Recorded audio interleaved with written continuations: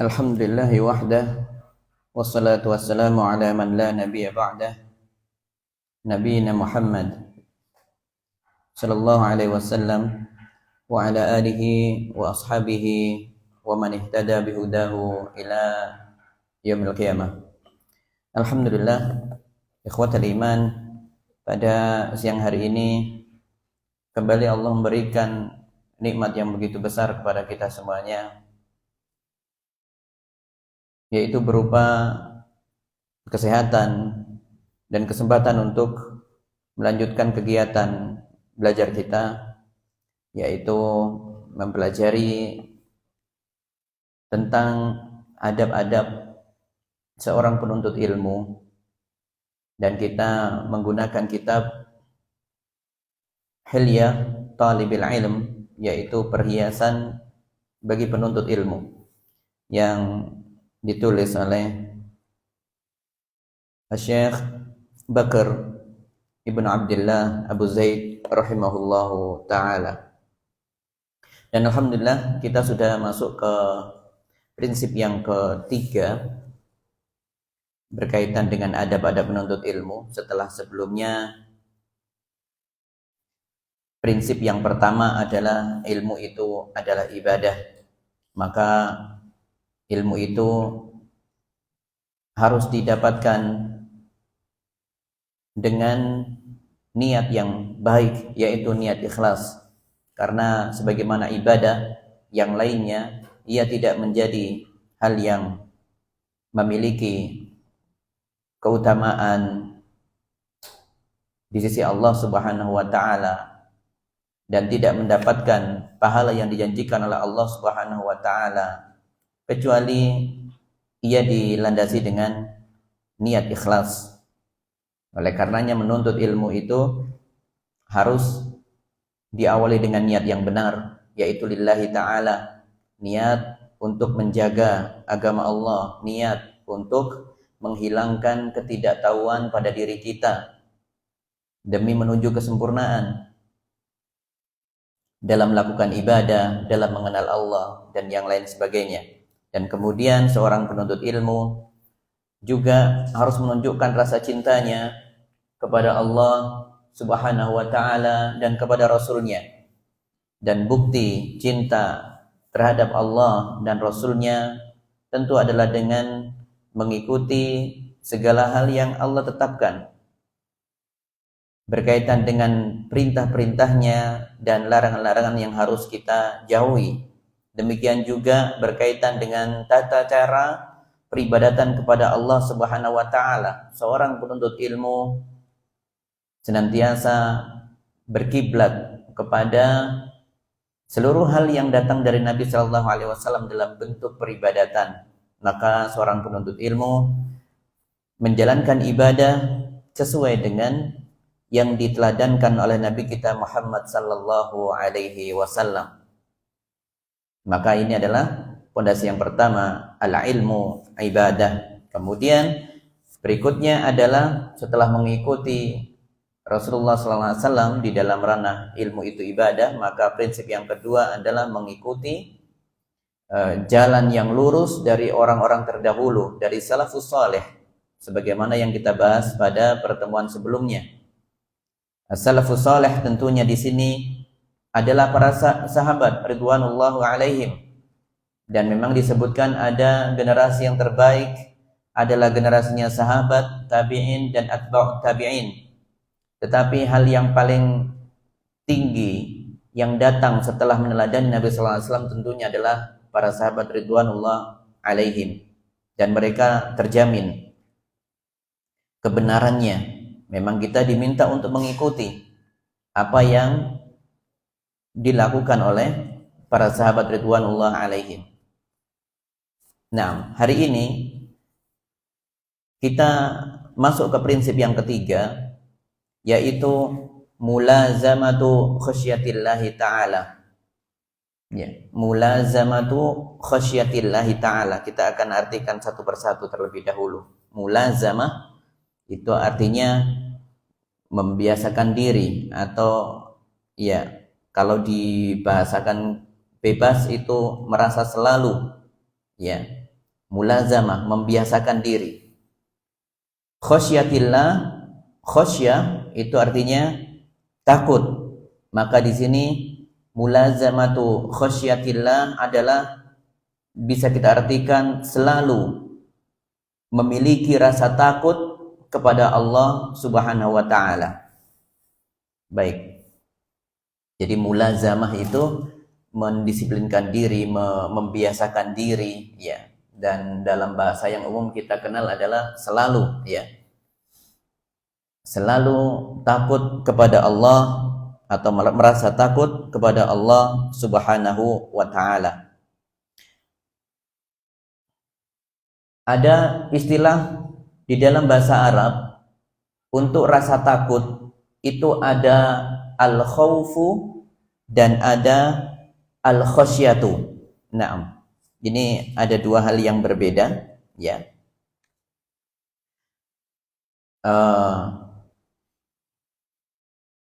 Ada istilah al-khawfu, ada istilah al-khosyatu.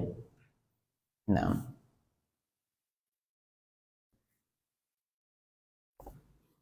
ada al-khawfu seperti ini bagi yang ada di layar situ, al-khawfu. Nah,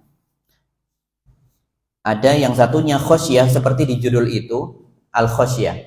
Nah, sama-sama artinya rasa takut tetapi beda. Al-khawfu dengan al-khosyah. Nah, al-khawfu, ya. Al-khawfu itu artinya lebih umum daripada al-khosyah.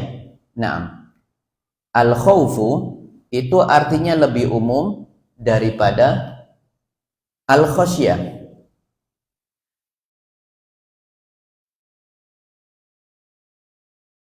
Nah, di antara ulama mendefinisikan al-khosyah, kita langsung ke al-khosyah dulu yang dimaksud di sini. Khosyah itu adalah rasa takut yang dibangun atas ilmu dan sikap memuliakan. Al-khosyah itu adalah rasa takut yang dibangun atas ilmu dan sikap memuliakan atau mengagungkan. Itu adalah al-khosyah. Berarti al-khosyah itu lebih spesifik maknanya daripada al-khawfu. Al-khawfu lebih umum tadi kita sebutkan.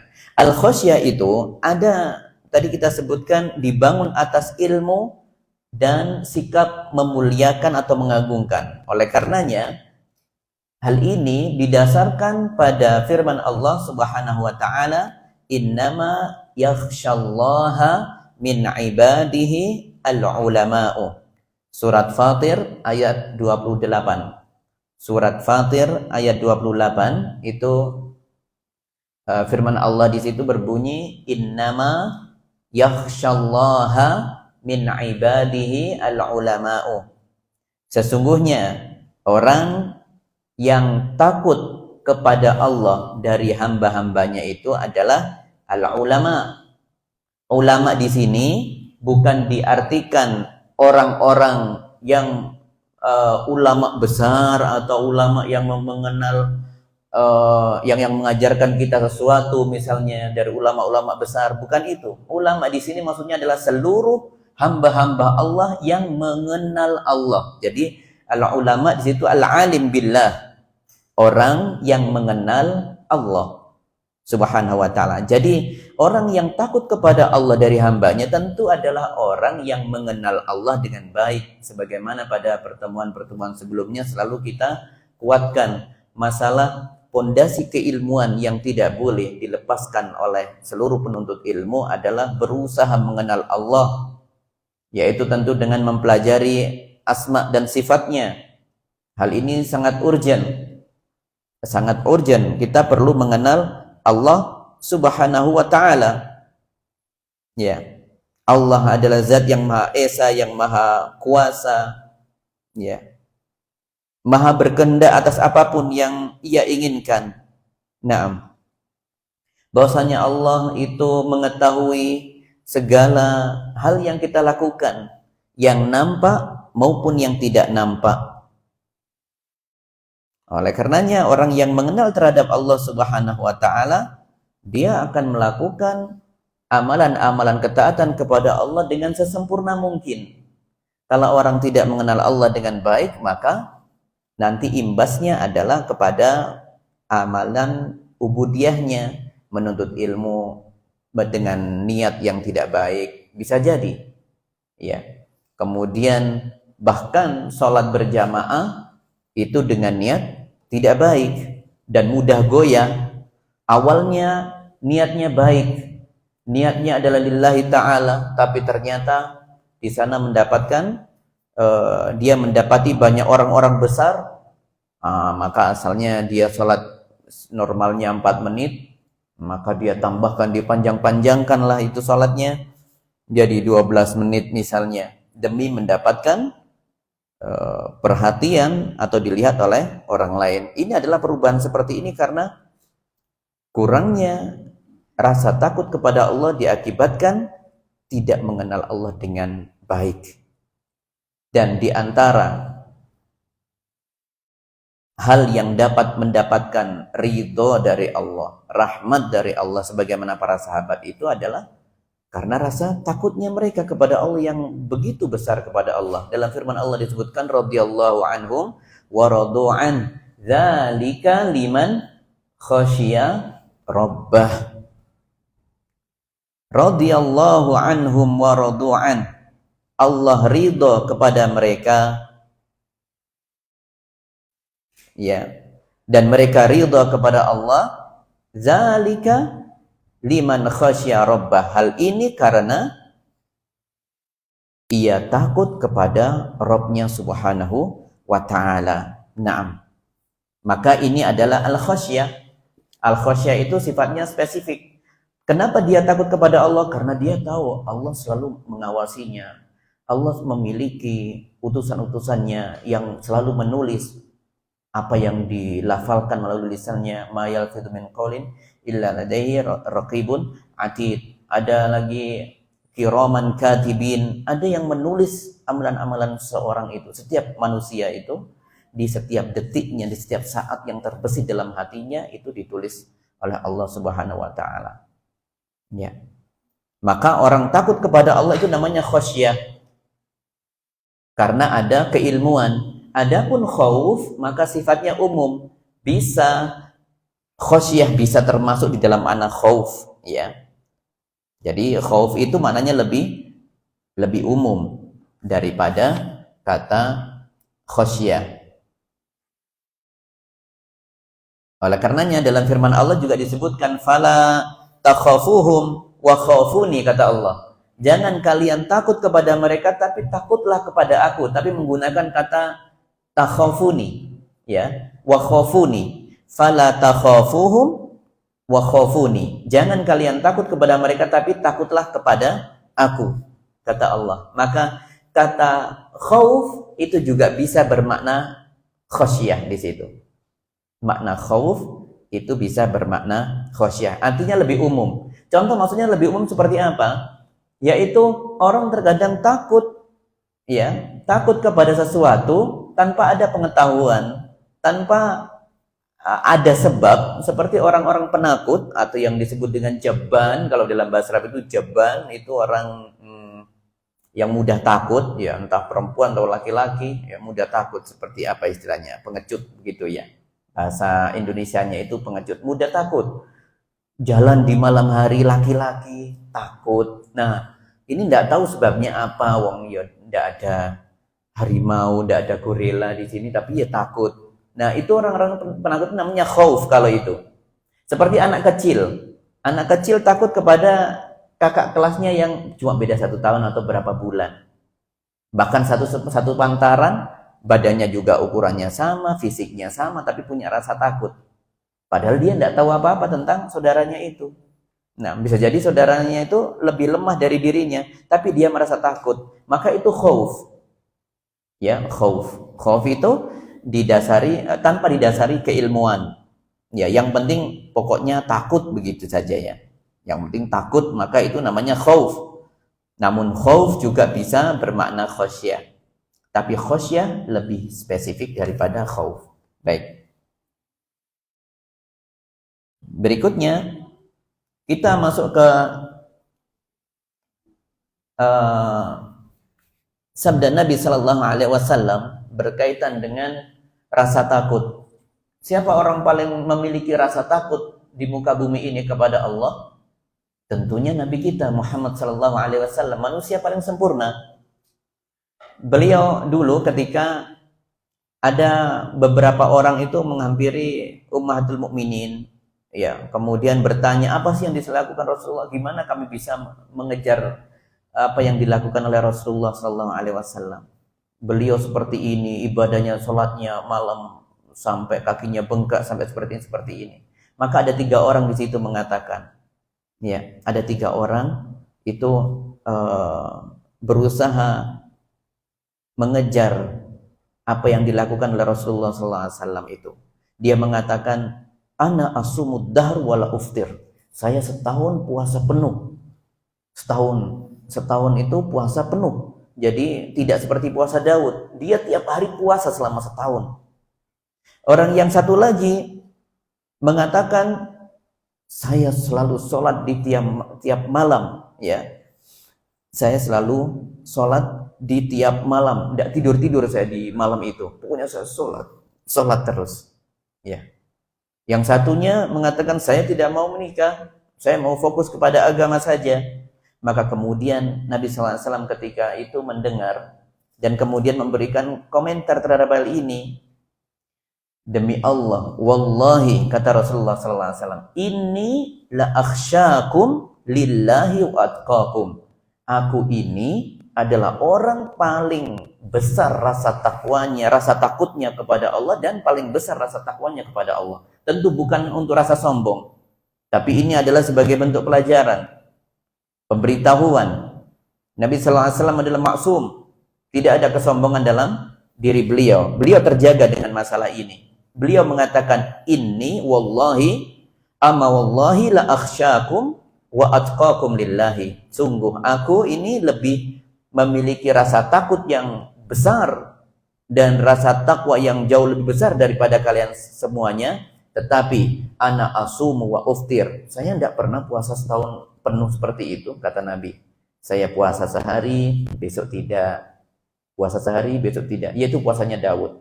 Kemudian kalau sholat malam juga saya tidak seperti itu terus. Saya selalu, memang sholat malam itu diwajibkan untuk Nabi kita Muhammad SAW, tetapi tidak untuk umatnya. Tapi beliau melakukan sholat malam itu ada tidurnya. Tidur dulu, sholat, tidur, seperti itu. Tidak seperti orang tadi, mulai awal malam sampai akhir malam sholat terus, tidak istirahat sama sekali. Bukan seperti itu. Dan yang terakhir adalah beliau mengatakan, wa ana atazawwajun nisa, dan aku juga menikahi para wanita. Ya, seperti itu. Bahasan kita adalah khosyah, itu adalah rasa takut. Naam. Kemudian kita masuk ke paragraf yang pertama. At-tahalli bi'imarati zahiri wal batini bi khasyatillahi. Naam. Ya. At-tahalli itu artinya menghiasi diri. At-tahalli. Nanti akan kita sering dapatkan kata at-tahalli. Nah, ini kata dasarnya al-hilyah. Nah, ini kita punya kitab yang kita baca adalah hilyah. Hilyah itu adalah perhiasan. Hilyah talibil ilmi, perhiasan bagi penuntut ilmu. Nah, menghiasi diri bahasa Arabnya adalah tahalli, dari kata hilyah. Jadinya tahalli.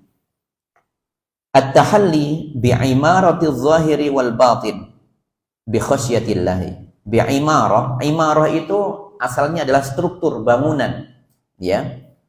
Imarah. Jadi kalau kita melihat gedung tempat banyak apartemen di dalamnya itu namanya imarah.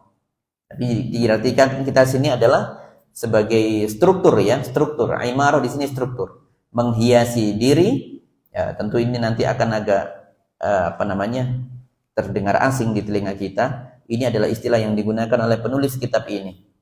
Menghiasi diri dengan struktur al-zahiri, yaitu yang lahiriah, yang nampak, yaitu dengan bentuk lahiriah maksudnya, ya. Wal batin, dan juga lahir dan batin. Jadi menghiasi diri dengan bentuk lahir dan batin bi khosyatillah, yaitu dengan rasa takut kepada Allah. Maka maksudnya di sini adalah rasa takut itu diwujudkan, diimplementasikan secara lahir dan batin. Ya, secara lahir dan batin. Nah,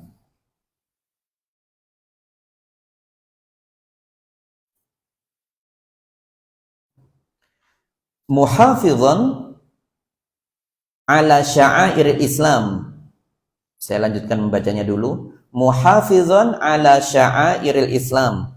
Muhafizan artinya dengan menjaga, yaitu dengan menjaga ala sya'airil Islam, menjaga syiar-syiar Islam, ya. Jadi ini bentuk lahir batin, menampakkan diri dengan struktur lahir dan batin.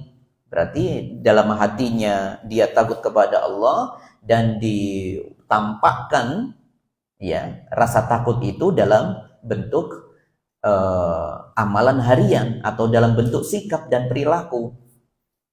Tujuannya adalah untuk muhafizan ala syairil Islam, yaitu dengan menjaga syiar-syiar Islam, wa izhari sunnah, dan menyebarkan atau menampakkan ajaran Nabi sallallahu alaihi wasallam, izharus sunnah, wa nashriha, dan juga menyebarkan ajaran Nabi sallallahu alaihi wasallam. Izhar itu menampakkan.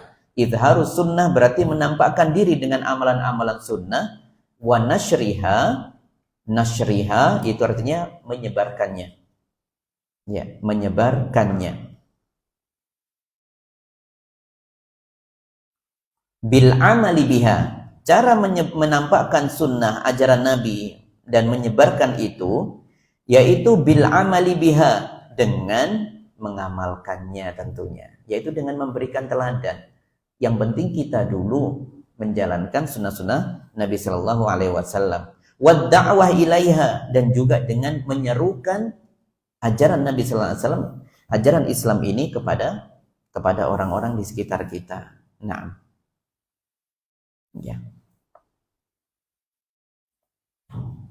Saya ulangi, at-tahalli bi'imaratiz zahiri wal batini bi khasyatillahi ta'ala, yaitu hendaknya menghiasi diri dengan bentuk secara lahir dan batin, yaitu dengan rasa takut kepada Allah Subhanahu wa taala, muhafizan ala sya'airil Islam, yaitu untuk dengan menjaga syiar-syiar Islam, wa izhari sunnah wa nashriha, dan menampakkan ajaran-ajaran Islam dan menyebarkannya dengan cara apa? Bil amali biha, yaitu dengan mempraktekkan pada dirinya terlebih dahulu. Wad da'wah ilaiha, barulah kemudian ia menyerukan kepada orang lain untuk melakukan apa yang disampaikan tadi itu, apa yang diserukan itu.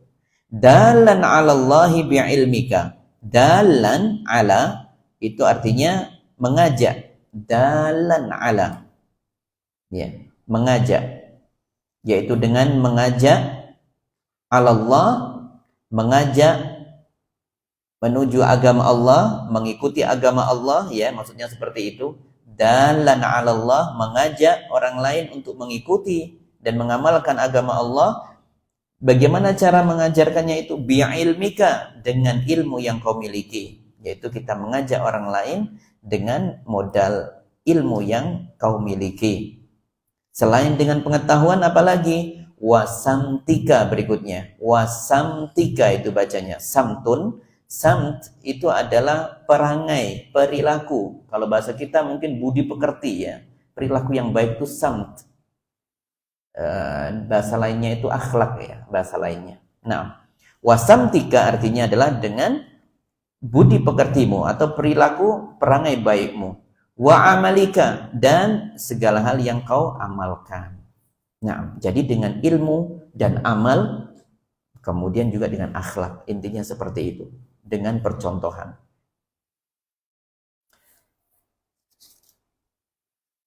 Jadi seseorang ketika menghiasi diri dengan rasa takut itu, tentu yang dihiasi adalah hatinya dan diwujudkan dalam bentuk amalan.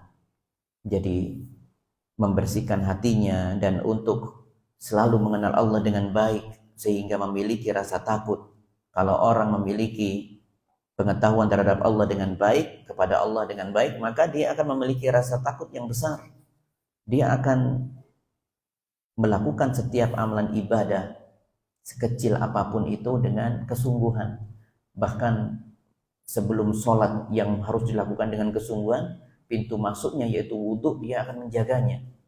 Dia akan berusaha mencari pengetahuan terus menerus bagaimana wudhu yang benar, bagaimana wudhu yang dicontohkan oleh Nabi SAW, bagaimana khusyuk dalam wudhu, ya, menghadirkan hati dalam wudhu, itu juga harus dilakukan. Jadi penampilan, ya, dan percontohan peneladanan berupa akhlak itu harus dilakukan oleh seorang penuntut ilmu.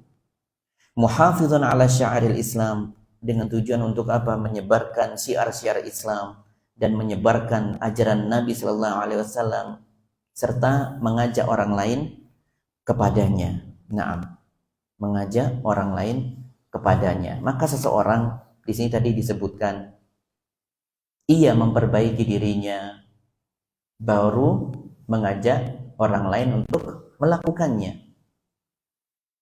Seperti pakaian itu adalah sangat menentukan.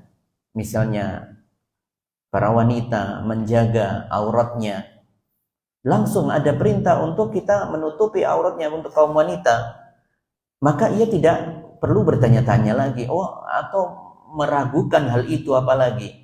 Misalnya, hati saya belum sempurna misalnya, ya, maka saya harus menjilbabi hati saya dulu. Tidak ada perintah untuk menjilbabi hati, itu tidak ada.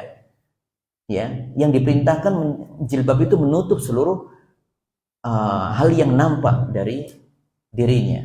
Nah, dari atas sampai bawah. Ya, jilbab itu menutup dari atas sampai bawah, kecuali bagian muka. Ya, meskipun ada yang memberikan hukum tentu sunnah, ya, hal yang baik adalah tertutup sebagian wajahnya, terlihat hanya matanya, ya, yaitu dengan niqab misalnya. Tapi ala kulli hal, jilbab itu menutupi apa yang dari kepala sampai kaki. Maka dilakukan dulu. Dan itulah sudah bentuk dakwah seseorang penuntut ilmu kepada orang lain. Jadi mendakwahkan ajaran agama Islam, menyebarkan syiar-syiar Islam itu tidak harus dengan lisan, tetapi juga melalui menampakkan diri dengan penampilan terbaiknya menurut ajaran agama Islam. Seperti itu, ya. Menjaga kebersihannya, dia selalu menjaga kebersihannya. Kemudian wanginya, kemudian dalam bertutur dia juga santun, ya. Tidak mudah menyakiti secara verbal kepada orang lain, apalagi secara fisik, sama saja. Dia menjaga itu semuanya. Maka inilah seseorang menghiasi diri dengan hal itu. Ya. Jadi sebagai bentuk mendakwahkan kepada orang lain, ya, tentang agama ini, maka yaitu dengan memperbaiki penampilan dirinya dan akhlaknya tentunya.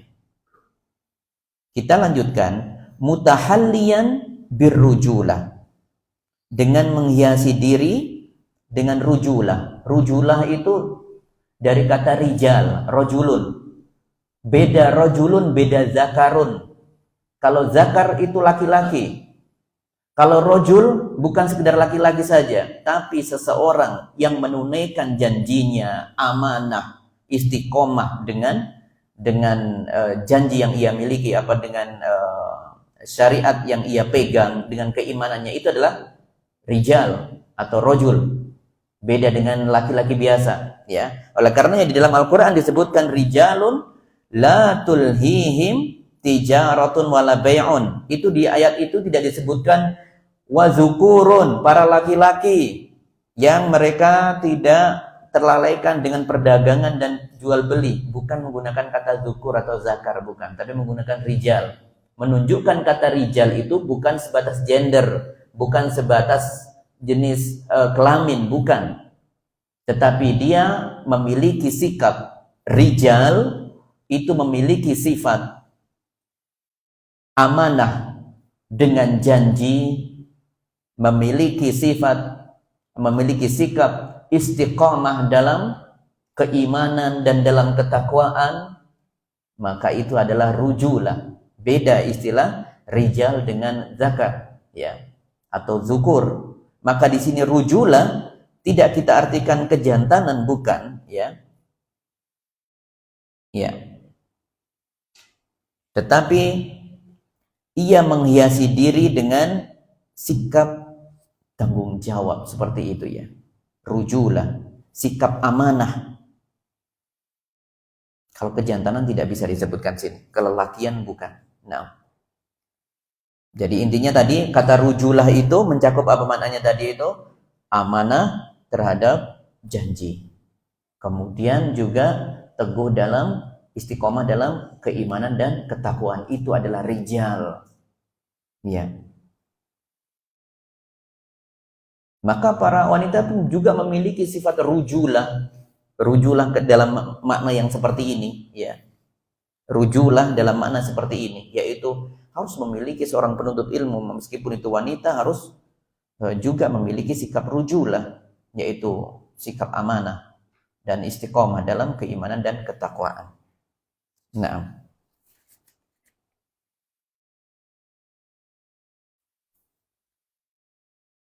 wal musahalah, ya. Al musahalah itu artinya bermudah-mudah. Al musahalah itu adalah bermudah-mudah.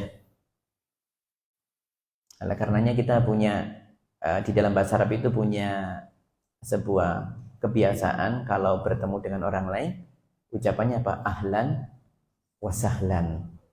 Maksudnya itu ojo angel-angel lho rep ambek ayas gitu, ya. Enak-enakan aja gitu, ya. Jadi kalau berkaitan dengan musahalah itu seperti itu. Seorang penuntut ilmu melihat temannya membutuhkan pulpen, langsung mudah tawarkan, ini pulpen, silakan. Terkadang kita waktu nulis pulpen macet, terkadang seperti itu. Mudah-mudah kasih pinjaman. Kemudian kalau penuntut ilmu, dia pedagang misalnya, ketika berdagang, apalagi dia sudah menampilkan tadi seperti tadi, ya, menampilkan sunnah-sunnah Nabi Sallallahu Alaihi Wasallam, menjaga penampilannya, sudah berjenggot, yang perempuan sudah menggunakan jilbab yang sudah sesuai syariat, maka ketika berdagang juga tidak bersulit-sulit. Kalau sudah dapat untung sekian, sudah, oh ya silakan, tidak apa-apa, nggak usah angel-angel. Sudah, kalau sudah dapat untung yang sudah cukup, ya sudah kasihkan saja. Ya, bermudah-mudah dalam berdagang, dalam berbagai hal, ya, dalam memberikan pertolongan, bermudah-mudah. Tentunya bermudah-mudah ini, ya, tentu pada hal yang diperkenankan oleh Allah, masih ada pada koridornya syariat agama Islam. Dan sungguh orang yang memberikan kemudahan kepada saudaranya kaum muslimin, kaum muslimat, itu ada mendapatkan keutamaan di sisi Allah Subhanahu wa taala. Nabi SAW berkata, "Man kana sahlan hayyinan layyinan haramallahu 'alan nar." Barang siapa yang punya sifat mudah atau namanya memudahkan urusan orang lain, ya, sahlan, memberikan kemudahan kepada orang lain. Hayyinan, lembut kepada orang lain, kepada sesamanya, maksudnya di sini kepada sesamanya kaum muslimin dan muslimat, ya. Hayyinan, layyinan, kalem, ya. Maka Allah mengharamkan untuk dirinya siksa api neraka. Nah, jadi pintu menuju surganya Allah adalah diantaranya memberikan kemudahan kepada orang lain. Tentu tadi kita sebutkan ada batasnya, tidak boleh seorang suami memudahkan istrinya, saya mau jalan sama si fulan ya, bukan mahramnya, ya tidak boleh. Itu namanya dayasah, itu namanya perbuatan dayasah, yaitu tidak memiliki rasa cemburu sama sekali di situ, ya. Dayus itu namanya. Dan dayus tidak mendapatkan surganya Allah, ya. Tidak mendapatkan surganya Allah. Tentu yang dimaksud dengan sahlan di sini adalah bermudah-mudah dalam kondisi atau dalam koridor yang dibenarkan oleh agama kita, dalam koridor syariat. Nah,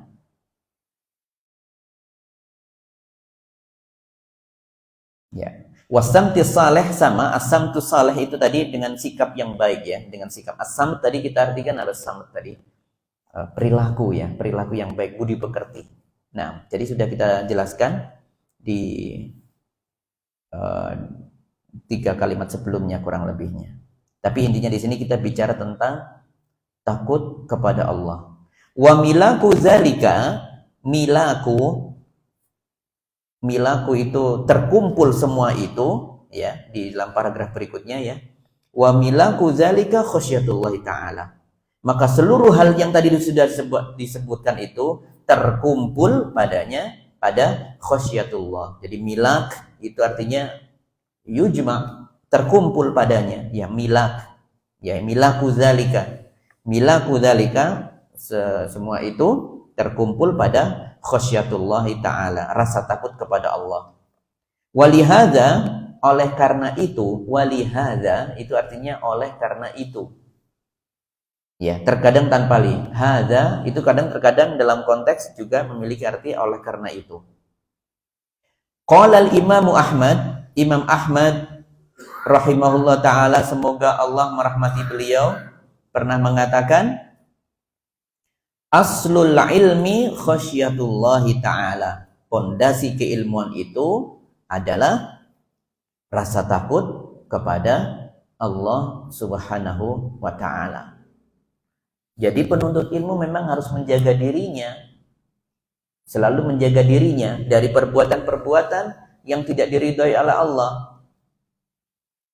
Maka kalau seseorang memiliki ilmu yang baik, yang berkah, yang benar, dengan cara yang benar, dengan niat yang benar, maka nanti buahnya adalah diantaranya menumbuhkan rasa takut kepada Allah subhanahu wa ta'ala. Dia tidak mudah memberikan pandangan-pandangan kepada yang bukan mahramnya, ya. Dia menjaga, menundukkan pandangannya. Kalau melihat sesuatu yang tidak pantas, yang diharamkan oleh Allah, dia segera beristighfar, ya. Dia selalu merasa diawasi oleh Allah subhanahu wa ta'ala. Dia selalu takut kepada Allah, ya. Dia selalu takut kepada Allah, dan ini adalah buah dari keilmuan. Nah, bahkan bisa dijadikan sekarang ini internet itu atau media sosial itu bisa dijadikan sebenarnya sebagai media untuk ujian besar bagi kita, subhanallah. Itu media ujian besar, internet itu. Bagaimana tidak, kita mau melihat sesuatu, muncul ini, ada majelis ghibah dengan grup WA, ada grup majelis ghibah di sana, mengomongi orang ini, si fulan seperti ini, si fulan seperti ini, subhanallah.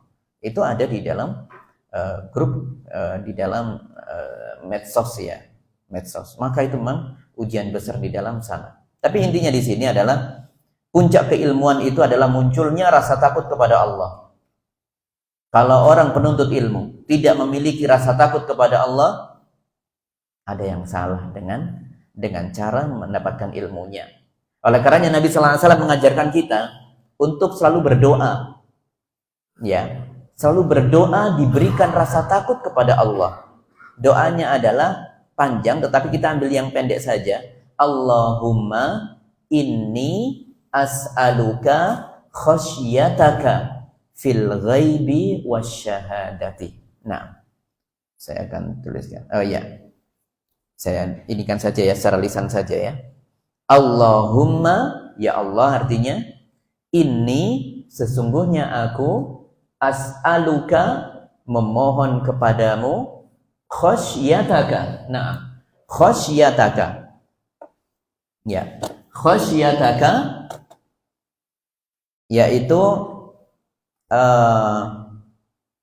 rasa takut kepadamu fil ghaibi wasyahadati. Nah, fil ghaibi wasyahadati. Nah, di dalam kesendirian maupun di tempat umum ya.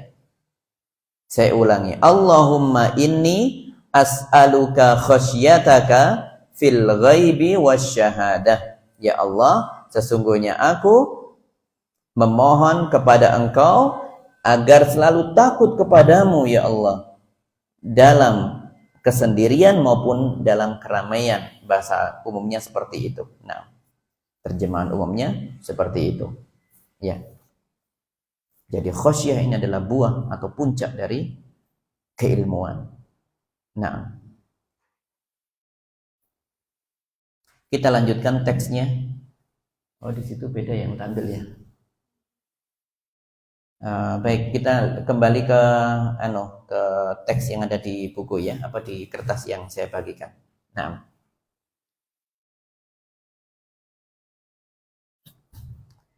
berikutnya adalah falzam khasyatallahi fis sirri wal alani.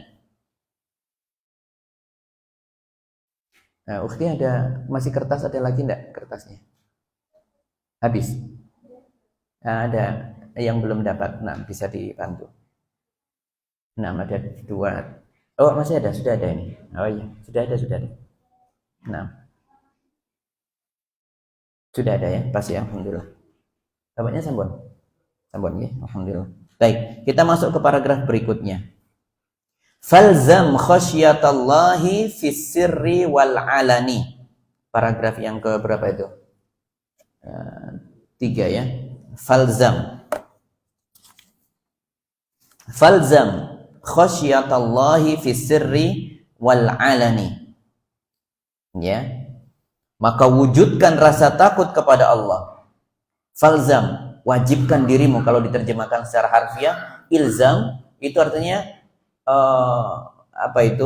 wajibkan pada dirimu. Itu arti arti harfiahnya ya. Ilzam itu wajibkan pada dirimu atau hendaknya engkau harus. Nah, itu khasyatallahi, memiliki rasa takut kepada Allah fis sirri wal alani, seperti barusan yang kita bahas. Fis sirri, dalam keadaan sepi ya, dalam keadaan tidak ada yang tahu, wal alani, maupun di kondisi keramaian. Orang kalau melakukan maksiat itu bisa terhalang kalau di keramaian, itu lebih mudah mengendalikan diri. Tetapi kalau sudah bersendiri, itu yang berat ya. Itu lebih berat daripada ketika di keramaian. Kalau di keramaian bisa mengendalikan dirinya. Oh iya, saya bisa menahan. Tapi kalau sudah di dalam ruangan ya, jauh dari manusia, maka dia akan mudah melakukan kemaksiatan. Hal ini selaras dengan apa yang disampaikan Allah dalam firman-Nya, innal ladzina yakhshawna rabbahum bil ghaibi lahum maghfiratun wa ajrun kabir. Dalam surat Al-Mulk sering kita baca itu. Dalam surat Al-Mulk ayat 12 mungkin ya itu ya. Innal ladzina yakhshawna rabbahum bil ghaibi.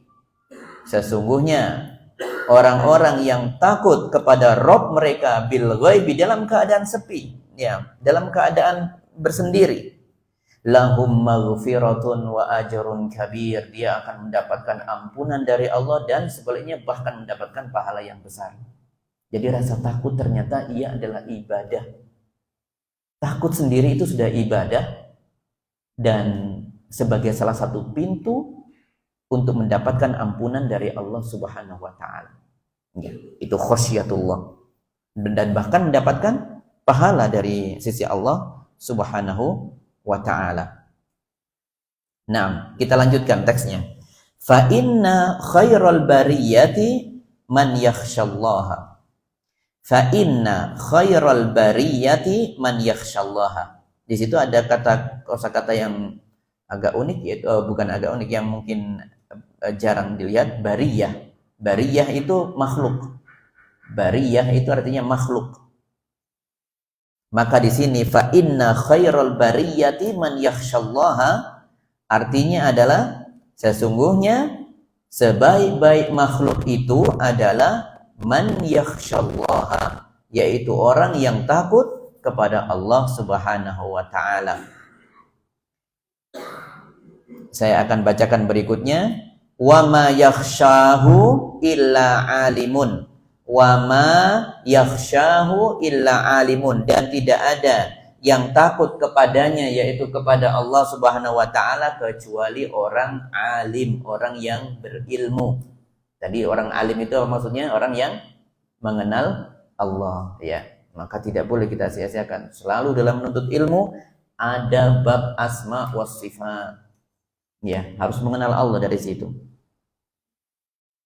Wa ma yakhshahu illa alimun, tadi kita artikan, dan tidak seorang itu takut kepada Allah kecuali dia itu adalah orang yang alim.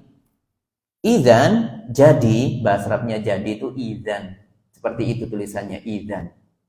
Idzan, ya. Jadi seolah-olah ada koma di situ, idzan, jadi fa khairul bariyati huwal alimu.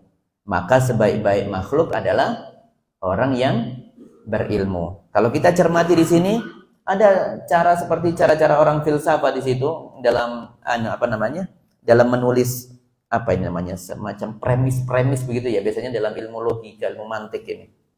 Fa inna khairul bariyah man yakhshallah, sesungguhnya sebaik-baik makhluk adalah orang yang takut kepada Allah, dan tidak ada yang takut kepada Allah kecuali orang yang berilmu. Jadi sebaik-baik makhluk adalah orang yang berilmu. Seperti ini loh, kalau membuat premis mayor dan minor itu dalam istilah mantek itu.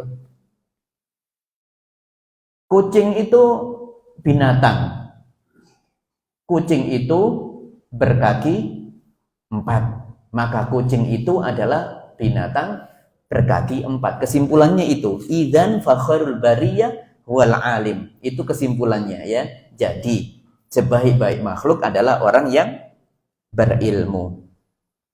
Wala yaghib an balika, tapi jangan ini ya, wala yaghib an balika, hendaknya kau perhatikan ini, tidak boleh luput darimu. Baik, saya artikan tidak boleh luput darimu. La yaghib, yaghib itu tidak gaib. La yaghib kita artikan tidak boleh luput, karena tidak boleh gaib. An balika, dari otakmu, balik dari pikiranmu. Nah, jangan luput dari pikiranmu. Maksudnya seperti itu. Naam. Annal alima la yu'addu aliman. Annal alima, bahwasanya seorang alim itu la yu'addu aliman, tidak dianggap. La yu'addu itu tidak dianggap. Seorang yang alim tidak dikatakan berilmu, la yu'addu aliman, illa idza kana amilan, kecuali idza kana amilan, kecuali ia harus mengamalkan ilmu tersebut. Jadi, saya ulangi, wala yaghib an balik, jangan luput dari pikiranmu, annal alim, bahwasanya seorang alim itu la yu'addu aliman, tidak dianggap seorang yang berilmu, illa, kecuali idza kana amilan, jika ia mengamalkan ilmunya. Ya. Wala ya'malul 'alimu bi'ilmihi, dan seorang yang berilmu itu tidak mengamalkan ilmunya, ya. Tidaklah seorang yang berilmu itu mengamalkan ilmunya illa idza lazimathu khasyatullah, kecuali kalau dibiasakan atau dia wujudkan dalam dirinya rasa takut kepada Allah. Jadi seorang yang berilmu tidak akan mengamalkan ilmunya itu kecuali dengan rasa takut kepada Allah. Tadi kita giring dari awal bahwa orang yang berilmu itu tidak dikatakan berilmu sampai ia mengamalkan ilmunya. Dan orang yang berilmu bisa mengamalkan ilmunya jika dia memiliki rasa takut kepada Allah Subhanahu wa taala. Jadi orang yang pinter belum disebut dengan alim sampai dia mengamalkannya. Contoh, ada sebuah kitab bahasa Arab, Munjid namanya. Kitabnya itu tebalnya ratusan lembar, ya ribuan lembar itu ya. Yang membuat itu adalah Bernard kalau tidak salah satunya. Ada 2 orang. Dan ini dipakai di beberapa pesantren di Indonesia. Tetapi banyak yang tidak tahu itu penulisnya adalah lulusan dari Harvard. Orang-orang Katolik murni, Katolik yang apa itu? Katolik Ortodoks. Katolik yang betul-betulan itu ya. Apa namanya? Intinya Katolik Ortodoks, ya. Jadi ada 2 orang, setahu saya namanya Bernard satunya, itu menyusun kitab bahasa Arab. Bahasa Arab ke bahasa Arab. Namanya Munjid. Di dalamnya banyak ilmu, ya, tetapi bercampur dengan akidahnya, sehingga mengalami revisi-revisi. Dulu pernah ada yang menyebutkan di dalam Munjid pernah ada yang menuliskan dulu mendefinisikan babi itu, babi al-khinzir adalah binatang yang memiliki daging yang enak untuk dikonsumsi. Nah, ini orang muslim yang baca gimana? Terus pulang pesantren belanja daging babi nanti. Tidak boleh seperti itu, ya. Dan bahkan ajaran-ajaran Nasrani ada di situ. Ini bukan alim meskipun memiliki pemahaman atau memiliki pengetahuan terkait dengan ilmu bahasa, karena dia tidak mengamalkan. Seperti orang banyak sekarang ini, dia mengklaim dirinya profesor ahli hadis dari Amerika, tapi tidak pakai jilbab, pakai lengan pendek, wanita. Dan apalagi dia bukan muslimah. Apa disebut alim di situ? Mau belajar ke mereka? Jangan ya, jangan. Tidak boleh belajar ke mereka, tidak boleh. Ya, tidak boleh. Bagaimana? Mereka berilmu, memiliki pengetahuan, tapi tidak diamalkan. Ya, karena mereka tidak memiliki rasa takut kepada Allah, tidak punya keimanan kepada Allah. Ya, tidak punya keimanan sama sekali kepada Allah Subhanahu wa taala. Nah,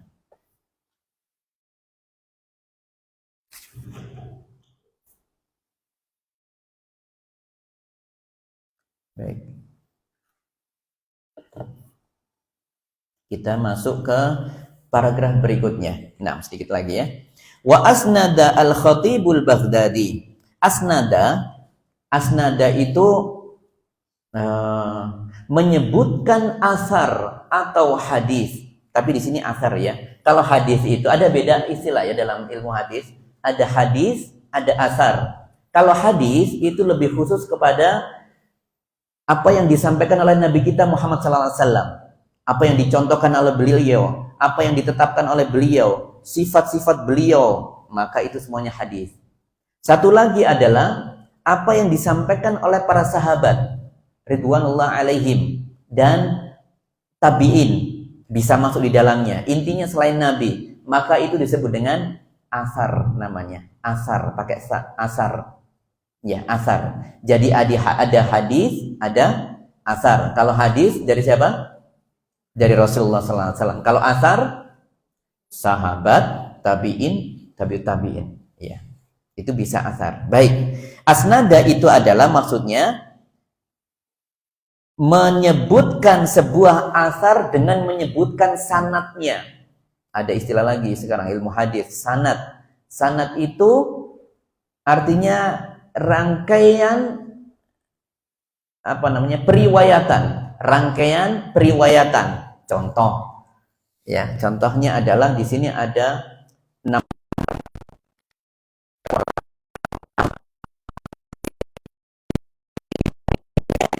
memberikan informasi.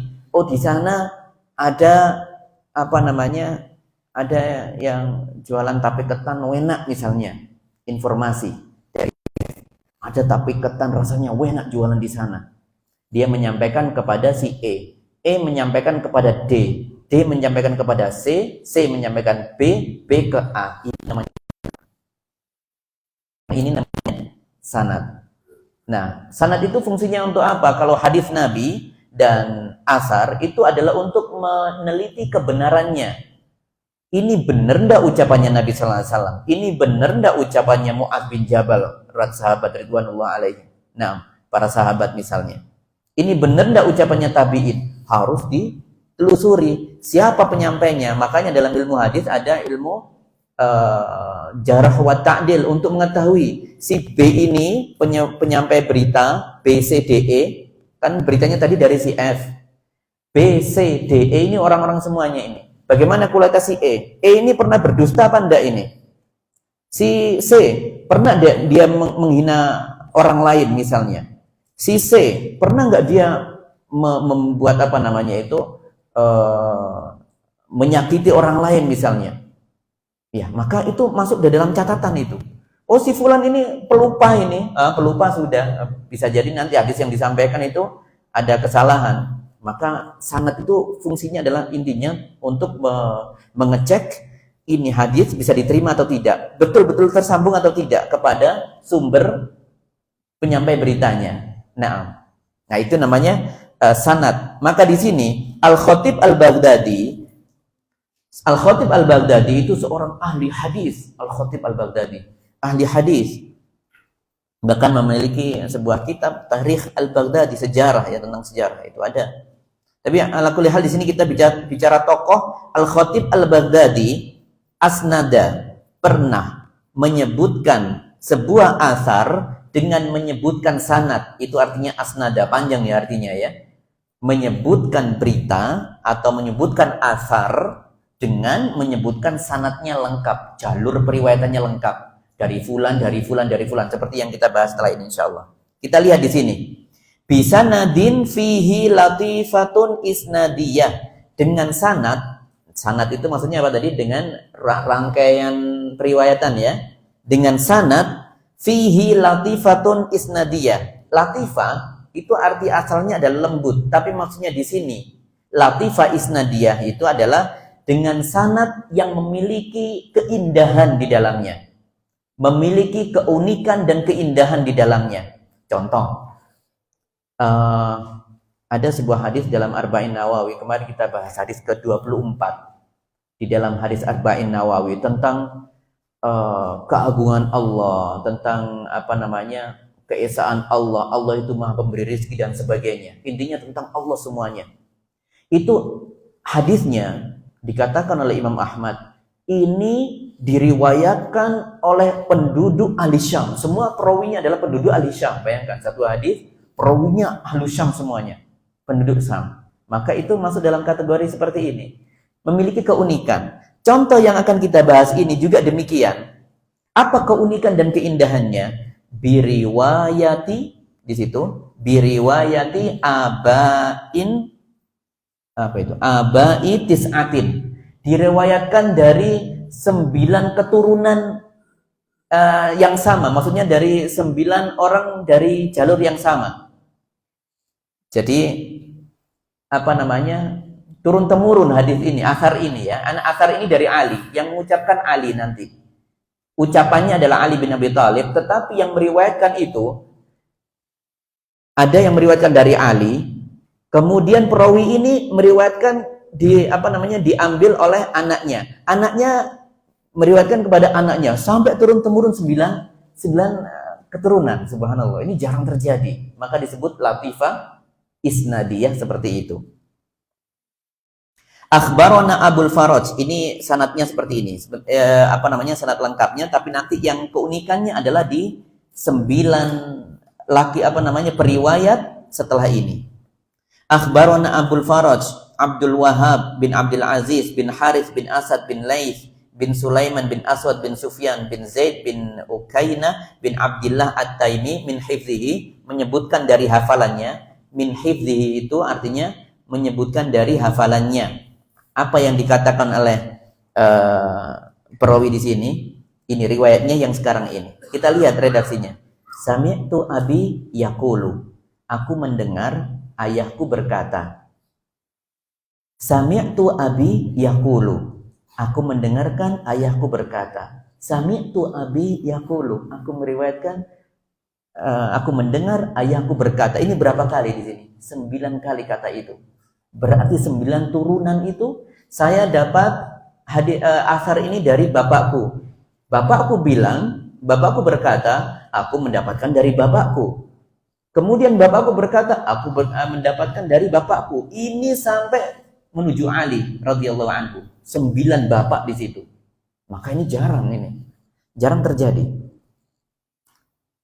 Nah, ini juga sekaligus pesan di sini, berarti kebiasaan orang dulu diantaranya adalah menyampaikan hadis dan asar di tengah keluarganya. Anak atau di rumah itu perlu ada majelis ilmu. Sang bapak berkewajiban untuk itu. Bapak atau ibu pulang dari majelis ilmu, dapat hadis 1 misalnya, sampaikan kepadanya di rumah. Sebutkan saja redaksinya dan kemudian artinya. Nanti masalah paham tidak paham nanti belakangan. Yang penting disampaikan. Sang suami mengajarkan kepada ini, diajak duduk bersama di rumah, 1 hadis saja dan artinya. Kalau misalnya menjelaskan kepada istrinya misalnya, maka dijelaskan apa yang sudah didapatkan di majelis ilmu. Demikian juga sang istri, karena tidak semuanya dalam satu keluarga itu suaminya rajin, istrinya kadang kebalikannya. Ada yang istrinya rajin di majelis ilmu, suaminya yang luar biasa, tidak pernah ikut. Ya, seperti itu. Maka kewajiban, hal yang bisa dilakukan, diteladani dalam hal ini adalah ternyata orang dulu memiliki majelis tersendiri di rumahnya. Ya, mengajarkan, oh ya saya dapat dari Ali bin Abi Thalib. Itu diajarkan ke anaknya. Anaknya juga menyampaikan kepada anaknya. Dijaga turun-temurun, subhanallah. Ini namanya asnada. Ya, asnada, menyebutkan dengan sanadnya, dengan sanad latifatun isnadiyah, dengan sanad yang memiliki keindahan di situ. Apa riwayat dari Ali bin Abi Thalib yang dikatakan oleh Ali bin Abi Thalib radhiyallahu anhu? Yaqulu, dia berkata, hatafal ilmu bil amali. Hatafa itu memanggil, hatafa artinya memanggil, hatafa. Makanya kita punya alat pemanggil, ini namanya hatif. Ini namanya hatif ini. HP itu loh. HP itu namanya hatif. Terkadang orangnya menyebutkan jawal karena mobile. Mobile bahasa Arabnya itu jawal. Ada 2 istilah untuk telepon itu. Hatif, ini hatif ini. Misalnya berapa nomor telepon? Rokmul hatif atau rokmul jawal. Ada 2 istilah HP dalam bahasa Arab itu. Bisa hatif, bisa jawal. Bahasan kita adalah hatif. Hatafa ini memanggil. Memanggil artinya ya. Ilmu itu selalu memanggil ya bil amali, untuk diamalkan. Selalu menyeru terus, ilmu itu selalu menyeru pemiliknya ya untuk mengamalkannya. Fa'in ajabahu, kalau dia meresponnya, artinya apa? Kalau dia meresponnya, yaitu orangnya itu mengikuti panggilan ilmu untuk mengamalkan dan dia mengamalkan ilmu itu, maka ilmu itu akan menetap pada dirinya. Jadi ilmu kalau diamalkan, ia akan menetap pada dirinya, menjadi sebuah ilmu, menjadi sebuah hal yang bisa dibiasakan pada dirinya. Nah, wa illa, kalau tidak diamalkan, irtahala, pergi, hilang dia. Irtahala itu pergi. Oleh karenanya kalau kita mempelajari misalnya fikih misalnya tentang bagaimana macam-macam berwuduknya Nabi Shallallahu Alaihi Wasallam. Terkadang beliau melakukan sekali, terkadang 2 kali, meski yang paling sering 3 kali.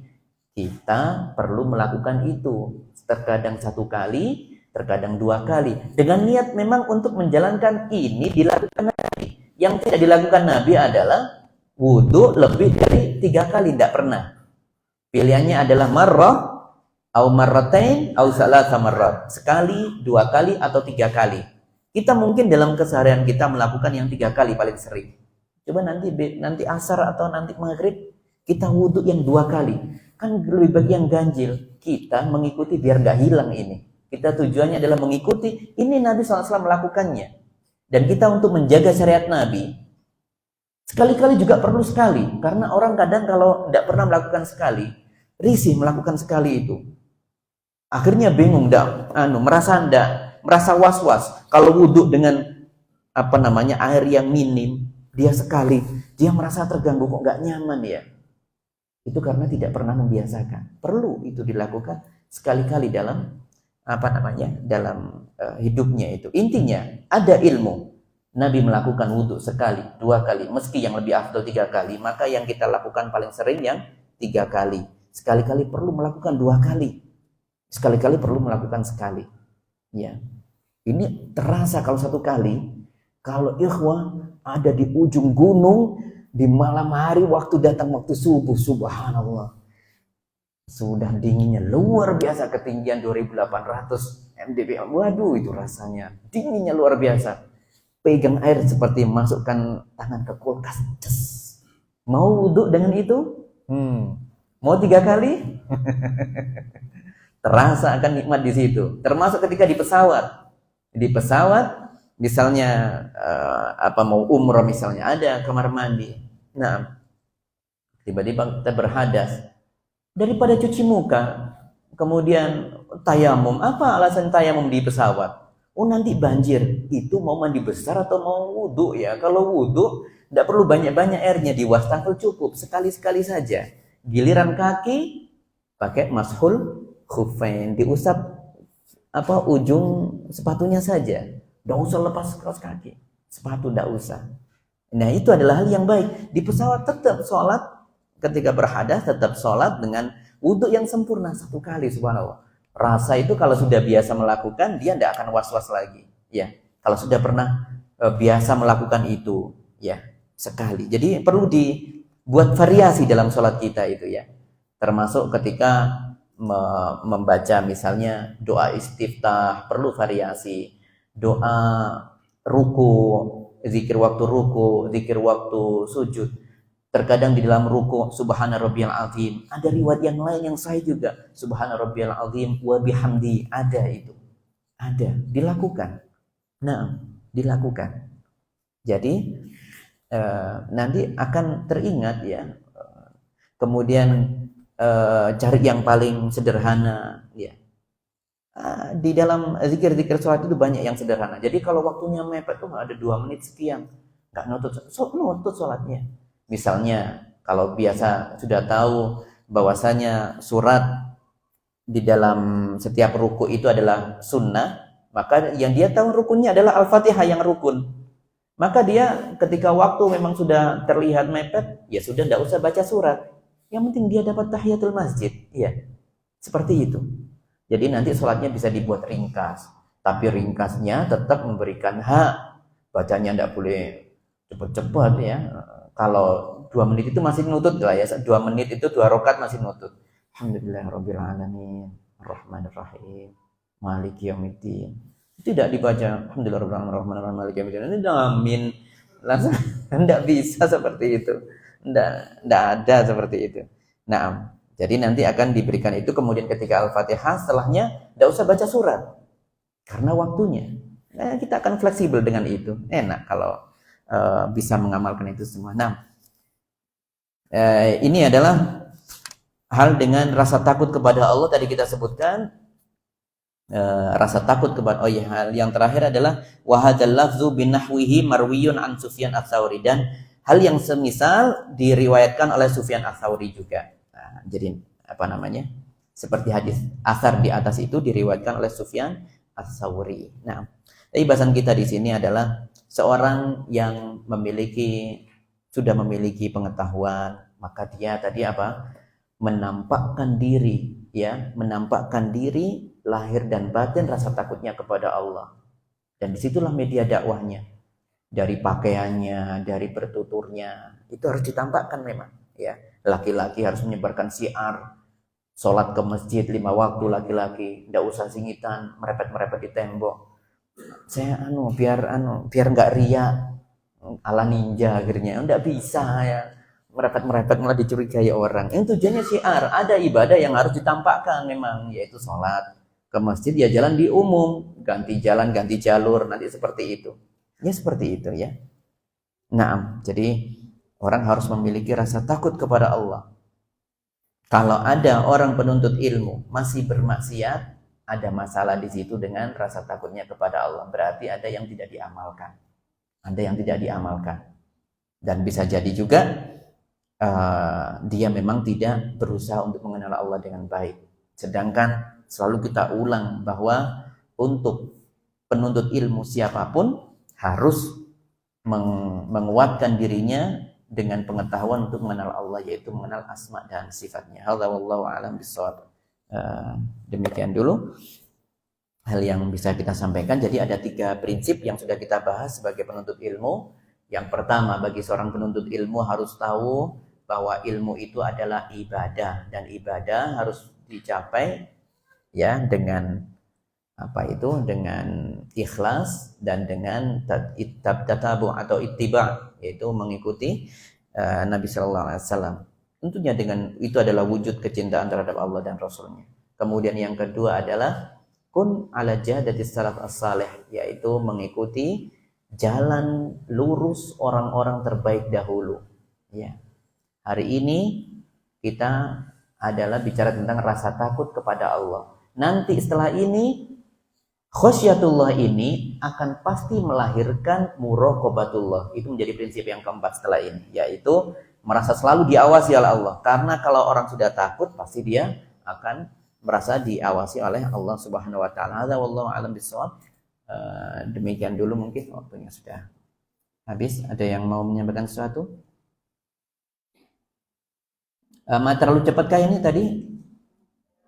Oh, alhamdulillah ya. Kemarin ada kritikan dari para pengkritik hadis. Enggak ya. Ya. Alhamdulillah kalau sudah bisa ditangkap pelan-pelan ya, nanti kita dapat bahasa juga di sini. Seperti hari ini subhanallah, alhamdulillah kita mengenal istilah beda antara khauf dengan khosyah. Tadi khauf itu sifatnya bagaimana? Bedanya dengan khosyah? Khauf lebih umum. Kalau khosyah lebih khusus kepada Allah dengan apa? Didasari apa? Didasari dengan ilmu ya. Jadi khosyah itu adalah rasa takut yang dibangun atas keilmuan ya. Di atas keilmuan. Mabniun 'alal ilmi wa ta'zim, dan juga apa? Sikap mengagungkan Allah. Jadi orang takut kepada Allah itu khosyatullah, istilah paling spesifiknya. Bukan yang khauf, tapi khauf juga bisa masuk, tapi yang paling spesifik adalah khosyah. Jadi orang punya takut kepada Allah karena didasari dengan ilmu dan rasa pengagungan, sikap mengagungkan terhadap kebesaran Allah Subhanahu wa taala. Nah, kita tutup dulu kalau begitu. Tidak ada sesuatu ya, tidak ada kertas-kertas yang mau terkirimkan ke sini, tidak ada. Ya sudah kalau gitu. Tidak ada ya? Alhamdulillah ya. Ikhwan, tidak ada ya? Insya Allah sudah waktu mau sholat. Semoga Allah berikan kita kemudahan untuk selalu menuntut ilmu dan memahami apa yang sudah diuruskan oleh para ulama-ulama kita terdahulu dalam ranah etika menuntut ilmu ya, sehingga kita nanti bisa maksimal memiliki ilmu yang bermanfaat, ilmu yang diamalkan, sehingga kita bisa menjadi hamba-hambanya diridhoi dan dirahmati oleh Allah dan bisa masuk surganya Allah Subhanahu wa taala. Amin ya rabbal alamin. Kita tutup kafaratul majlis. Subhanakallahumma hamdika asyhadu an la ilaha illa anta astaghfiruka wa atubu ilaik. Assalamualaikum warahmatullahi wabarakatuh.